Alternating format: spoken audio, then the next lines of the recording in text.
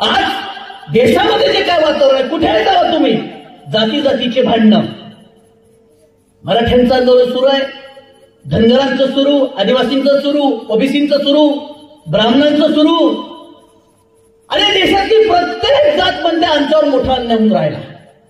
मला प्रश्न पडतो, न्याय कोणाला भेटून राहिला? सुखी कोण आहे? मग तुमच्यामध्ये जातीची भांडणं लावायची आणि आपल्या राजकीय पोळ्या शेकायच्या, हा ह्या उद्योग या देशाच्या राजकारणी धंदा चालवलेला आहे. मूलभूत प्रश्नावरती आम्ही येत नाही. संविधानात मेलेले मुर्दार लोक झालो तर मी जातीच्या प्रश्नावर आवर्जून येतो. कुठेही बघा तुम्ही, जातीचा मुद्दा निघाला की मला शेप पेटून उठतो आम्ही.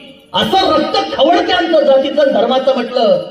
हिंदू खतरे में आहे, मुसलमान खतरे में आहे, बौद्ध खतरे में आहे, शीख खतरे में आहे, आमची अमुक अमुक जात आमची धोक्यात आहे हे म्हटलं की साला आमचं रक्त असं खळखळते, असं वाटतं साला एखाद्याला मारू का कापू.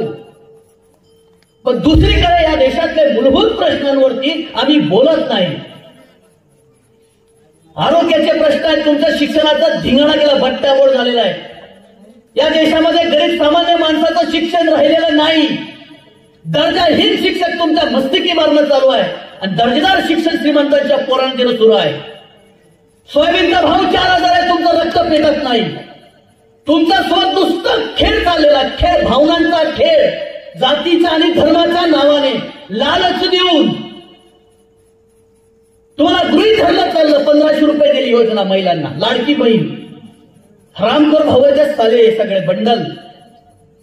ही योजना म्हणजे काय आहे? हा तुमचा अपमान आहे महिलांचा. कसा अपमान आहे?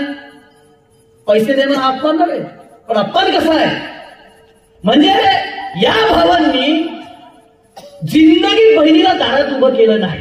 लग्न झाल्यापासून साडीचं गोंधळ फेकून नाही मारलं. आता बाप मरला टेकला, आता बहीण हिस्सा मागते म्हणून याला बहिणीची आठवण आली. अशी हरामखोर भाऊ. निवडणूक आहे ना, निवडणुका झाल्या की तुमचे पैसे बंद होणार. ही काळ्या दगडावरची रेड आहे, लिहून ठेवा. सरकारकडे पैसे